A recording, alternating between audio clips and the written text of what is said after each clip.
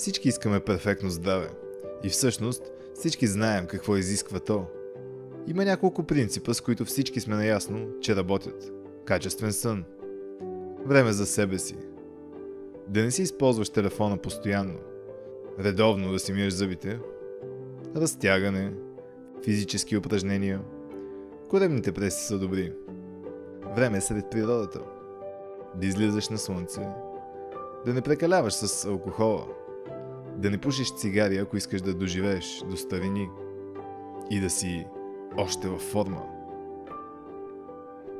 Чети, участвай в нещо, социализирай се. Спри да ядеш каквото ти попадне.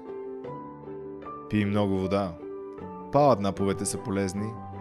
Релаксирай. Освежавай се редовно. Не преяждай. Постави си граници, които да не пристъпваш. Намери си свой ритуал, който ти носи чувството, че допринасяш. Но най-трудно е да се забраниш някакви неща, които харесваш. Но може би не са добре за теб. Трудно е да ядеш винаги полезна храна и да спазваш определени принципи. Но знаеш, че най-добрата инвестиция, която можеш да направиш е в самия себе си. И че ти трябва да бъдеш промяната, която искаш да видиш в света.